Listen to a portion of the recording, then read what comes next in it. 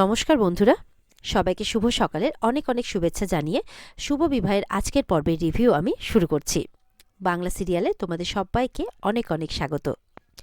আজকের পর্বে আমরা দেখতে পাচ্ছি বিচ্ছু আর ডলির বিয়েটা খুব সুন্দরভাবে সম্পন্ন হচ্ছে। ওদিকে সবাই তাদের গায়ে ফুল ছিটাচ্ছে, তারা যখন ৭ পাক ঘুরছে। তেজ তো সুধার গায়েও ফুল ছিটাচ্ছে। আর ওদিকে সমুদ্র ঝিনুকের গায়ে। সমুদ্রকে এমনটা করতে দেখে ঝুম্পা চলে আসে সমুদ্রের কাছে, আর সমুদ্রের হাতটা ধরে বলছে, তুমি বোধহয় আমাদের বিয়ের ব্যাপারটা মিস করছো, তাই না?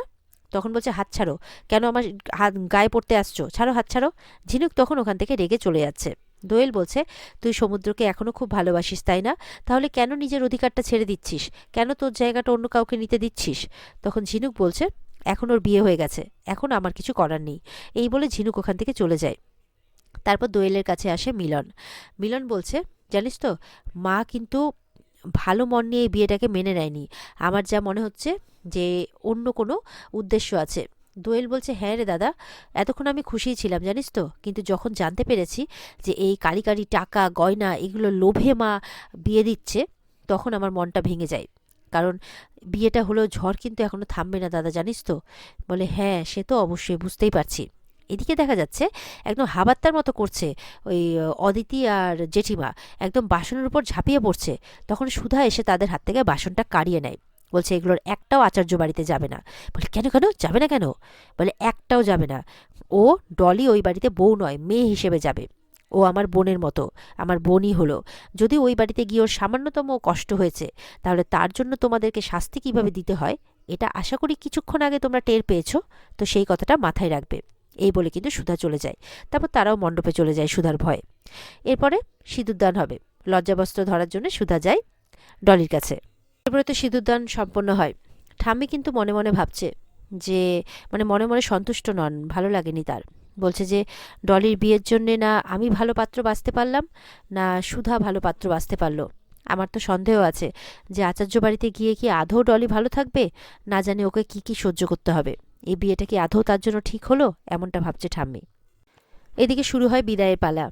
সবাই খুব কাঁদছে, হাসি মুখে সবাই ডলিকে বিদায় দিচ্ছে। সবার চোখে জল। সুধাও কাঁদছে। তেজ সুধাকে বলছে যে, ও তো আপনার বাড়িতেই যাচ্ছে ডলি, তাহলে আপনি কাঁদছেন কেন?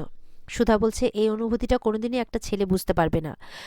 কারণ রাতারাতি একটা মেয়ে কেমন পর হয়ে যায়, কেমন তার সব কিছু বদলে যায়, কেমন নিজের বাড়ি ছেড়ে তাকে অন্যের বাড়িকে নিজের করে নিতে হয়, অন্য লোকজনকে তাকে নিজের করে নিতে হয়। এই অনুভূতিটা শুধুমাত্র একটা মেয়েই বোঝে। কারণ একটা মেয়ে তার বাপের বাড়িতে যেভাবে থাকে, শ্বশুর বাড়িতে সেইভাবে থাকতে পারে না। এদিকে ডলি তো জিজ্ঞাসা করছে, দাদু ঠাম্মি কোথায়? তখন সুধা ডলিকে বোঝাচ্ছে, দেখো, তোমার বিয়েটা যেভাবে হয়েছে বুঝতেই পারছো, ঠাম্মি হয়তো সবটা মেনে নিতে পারেননি। ঠাম্মির শরীরটাও ভালো না, সেই জন্য উনি রেস্ট নিচ্ছেন। বলে, ঠাম্মির কি হয়েছে? তেজ বলে, চিন্তা করো না, কিচ্ছু হয়নি, ঠাম্মি ঠিক হয়ে যাবে। ডলি বলছে যে, আমি চলে যাচ্ছি আর দাদু ঠাম্মি আসবে না আমাকে আশীর্বাদ করতে, এই বলে খুব কাঁদছে। তেজ বোঝাচ্ছে, আরে পাগলি, দাদু ঠাম্মি না আসলেও দাদু ঠাম্মির আশীর্বাদ সবসময় তো সঙ্গেই আছে। বউ ভাতে দাদু ঠাম্মি দুজনেই আসবে, তুই চিন্তা করিস না, তখন আশীর্বাদ করবে। এবার ডলির মা ডলিকে বোঝাচ্ছে, শোন মা, জন্ম মৃত্যু বিয়ে ৩ বিধাতা নিয়ে। ভগবান কার সাথে কার গাঁটছড়া বেঁধে দেয় এটা শুধু তিনিই জানেন। তবে এই জীবনটা তুই বেছে নিয়েছিস, তুই তোর স্বইচ্ছায় বিয়েটা করেছিস। এই বাড়িতে তোর ঠাম্মি তোকে অনেক আদর যত্নে মানুষ করেছে। ও বাড়িতে গিয়ে যদি তুই তেমনটা না পাস, তাহলে কোনো অভিযোগ করবি না কিন্তু, সব কিছুর সাথে মানিয়ে নিবি, কেমন? এইভাবে বোঝাচ্ছে ডলিকে। ডলিও তার মায়ের কথায় মাথা নাড়ছে, সম্মতি দিচ্ছে। তেজের বাবা বলছে, শোন মা, মেয়েরা হচ্ছে জলের মতো, যেই পাত্রে রাখবে সেই পাত্রের আকার ধারণ করবে। এই যে তোর মা কাকিমাকে দেখ কিভাবে নিজেদেরকে এই বাড়ির নিয়মের সাথে মানিয়ে নিয়েছে। আর একটা জিনিস সবসময় মাথায় রাখবি, ভালোবাসা দিয়ে পৃথিবীর সব প্রতিকূলতাকে জয় করা যায়। আমি জানি যে তুই ভালোবাসা দিয়ে পৃথিবীর প্রত্যেকটা লড়াইয়ে তুই বিজয়ী হবি। এইভাবে তার মা বাবা তাকে বুঝিয়ে পাঠাচ্ছে শ্বশুরবাড়ি। ঝিনুক বলছে, তোমরা কেউ চিন্তা করো না, ও তো আমাদের বাড়িতে যাচ্ছে, মা ঠাম্মি ওকে খুব আদর দিয়ে রাখবে। চিরকুট বলছে, এবার আমি কার সাথে চকলেট শেয়ার করবো রে? এরপরে সমুদ্রও আসে ডলির কাছে, রেশমিও আসে, সব ভাই বোনরা একসাথে এসে খুব কান্নাকাটি করছে।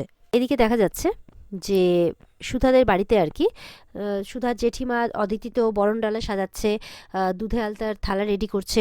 এইসব দেখে কিন্তু সুধার মা ঠাম্মি খুব অবাক হয় যে এসব কি হচ্ছে। বলছে, দেখুন না, সব ঠিকঠাক সাজানো হয়েছে তো? বলে, সাজানো তো ঠিকঠাকই হয়েছে, কিন্তু এইসব কেন হচ্ছে সেটা তো বলবে। তখন বলছে যে এই বাড়িতে বউ আসছে, বলে বউ আসছে? কার? বলে কার আবার? আইবুড়োটা কে ছিল শুনি? বলে বিচ্ছু। বলে বিচ্ছু না জানিয়ে আমাদেরকে বিয়ে করে নিল? বউটাকে? বলে দেখতেই পাবেন যে বউকে। তখন ইতিমধ্যে দেখা যাচ্ছে যে বিচ্ছু ডলিকে নিয়ে ঢুকে পড়েছে, আর সঙ্গে সুধা, তেজও আছে। এটা দেখে কিন্তু সুধার মা আর ঠাম্মি অবাক। তারপর দোয়েল যায় সুধার মা ঠাম্মির কাছে, আর দোয়েল গিয়ে সবটা ঘটনা তাদেরকে জানায়। এরপরে তো যথারীতিভাবে নিয়ম মেনেই ডলির গৃহপ্রবেশটা হয়। বিচ্ছু তার মাকে টেনে নিয়ে গিয়ে বলছে যে আমি কিন্তু শুধুমাত্র সুধাদির জন্য বিয়েটা করেছি, এর থেকে বেশি কিছু আশা কিন্তু আমার কাছ থেকে করবে না, আমি কিন্তু এই বিয়েটা মন থেকে মেনে নিতে পারিনি। এই বলে কিন্তু বিচ্ছুকে বলছে আচ্ছা আচ্ছা ঠিক আছে, আমি আছি তো, তুই চিন্তা করছিস কেন। বিচ্ছু কিন্তু রেগে মেগে ঘরে চলে যায়। তখন সুধা দেখে অবাক হয়, কি ব্যাপার, বিচ্ছু এরকম আচরণ করছে কেন। তারপরে সুধার মা মানে যখন ডলিকে ভেতরে নিয়ে যাবে তখন খুব কাঁদছে। কাঁদতে দেখে সুধা তো যথারীতি চিন্তা করছে, কি ব্যাপার মা, তোমার শরীরটা খারাপ বলে মনে হচ্ছে। বলে না না, ওই একটু কটা দিন একটু শরীরটা খারাপ ছিল তো তাই।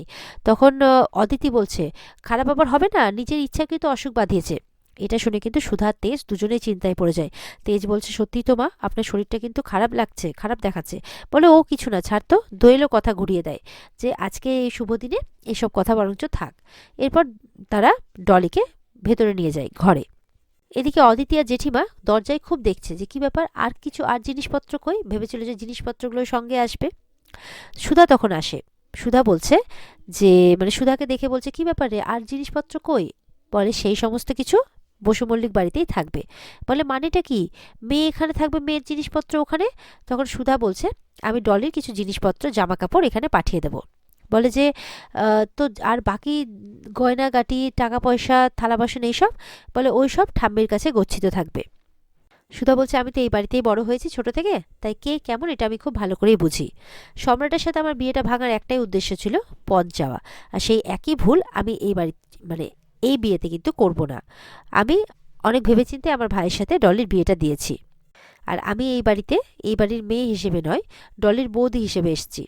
আর তোমাদেরকে দুটো কথা বলবো বলেই এসেছি, যে তোমরা কিন্তু এরকম কোনো কিচ্ছু করতে যাবে না, আর ডলির যাতে কোনো রকম অযত্ন না হয় সেই দিকটা কিন্তু আমার নজর থাকবে।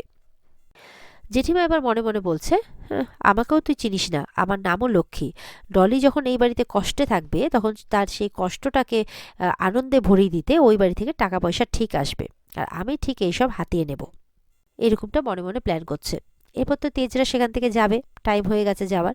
তখন ডলি ভেতর থেকে দৌড়ে এসে তেজকে জড়িয়ে ধরে নেয় যে দাদাভাই আর একটু থেকে যা না, দাদাভাই আর একটু থেকে যা, এইভাবে বলছে। হাজার হোক, নতুন বাড়িতে এসছে, মন তো খারাপ করবেই। সুধা ডলিকে বলছে যে ওই বাড়িতে কিন্তু তুমি অনেক আদরে বড় হয়েছো। এসি, ভালো ভালো খাবার, জামা কাপড়, সমস্ত কিছু পুরো বিলাসিতায় বড় হয়েছো তুমি। কিন্তু এই বাড়িতে কিন্তু তুমি সেরকমটা পাবে না। তুমি মানিয়ে নিতে পারবে তো? ডলি তখন বিচ্ছুর দিকে তাকাচ্ছে আর মনে মনে বলছে, বিচ্ছু আমার সঙ্গে থাকলে আমি সব কিছু মানিয়ে নিতে পারবো। তখন তার বৌদিকে বলছে, হ্যাঁ বৌদি আমি পারবো। এটা শুনে সুধা আর তেজ খুশি হয়। এদিকে দেখা যাচ্ছে ঠাম্মি একটা অনেক বড় আর অনেক ভারী হার গজাননের জন্য মানে আনিয়েছে বাড়িতে। তো যিনি দিতে এসছেন তিনি বলছেন যে পছন্দ হয়েছে তো আপনার? ঠাম্মি বলছে হ্যাঁ খুব পছন্দ হয়েছে, আমি তেজ দাদু ভাইয়ের জন্মদিনে এটা গজাননকে পরিয়ে দেব, আমার মানতি ছিল। হারটা দেখে তো ওদিকে ঝুম্পা আর তরিতা নিজেদের লোভ সামলাতে পারছে না।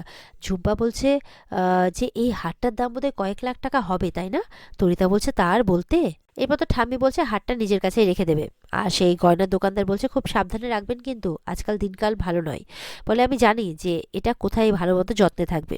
এরপর তেজকে ডাকে, তেজকে ডেকে সে হারখানা দিচ্ছে। তার আগে কিন্তু ছোট কাকিমা এসছে বাড়িতে।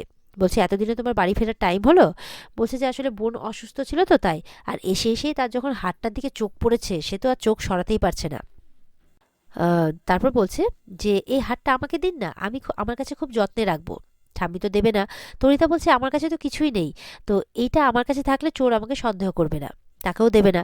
তখন তেজকে ডাকে, তেজকে ডেকে বলে দাদু ভাই এটা আমি তোমাকে দায়িত্ব দিলাম, তুমি তোমার কাছে যত্ন করে রেখে দাও। তেজ তখন সেটা সুধাকে দিচ্ছে। তখন ঠাম্মি বলছে আমি কিন্তু তোমাকে দায়িত্বটা দিয়েছি। তখন বলছে যে তুমি যেমন আমাকে ভরসা করো আমি তেমন সুধাকে ভরসা করি, এই হারটা তোমার কাছে মানে ওর কাছে যত্নে থাকবে, তুমি চিন্তা করো না। এবার তো ছোট কাকিমা প্ল্যান করছে যে যে করেই হোক এই হারটাকে হাতাবে আর তেজ আর সুধাকে অপদার্থ প্রমাণ করবে। ছোট কাকিমা বলছে, তোমার উপর তো আমার 24 ঘন্টা নজর আছে সুধা, তুমি যেখানেই রাখো না কেন আমি সব দেখতে পাবো। ক্যামেরাটা যে লাগিয়ে রেখেছে সেটা তো এখনো সুধা বুঝতে পারেনি। এরপরে তো সুধা ঠাম্মির কথা মতো হারটাকে একটা সেফ জায়গায় রেখে দেয়, কিন্তু ক্যামেরা তো দেখছে, সেখানে তো সুধা সবটাই জারিজুরি দেখে ফেলে ছোট কাকিমা। আর এখানেই আজকের পর্ব শেষ হয়ে যায়। তো বন্ধুরা, এই ছিল আজকের পর্বের রিভিউ। ভালো লেগে থাকলে অবশ্যই কিন্তু পর্বকে লাইক, কমেন্ট আর আমাদের চ্যানেলকে কিন্তু সাবস্ক্রাইব করতে ভুলবে না। পর্বের বিস্তারিত দেখতে অবশ্যই তোমরা স্টার জলসার পর্দায় চোখ রাখবে। তাহলে দেখা হচ্ছে আগামীকালকে। ততক্ষণ সবাই ভালো থাকবে। টাটা।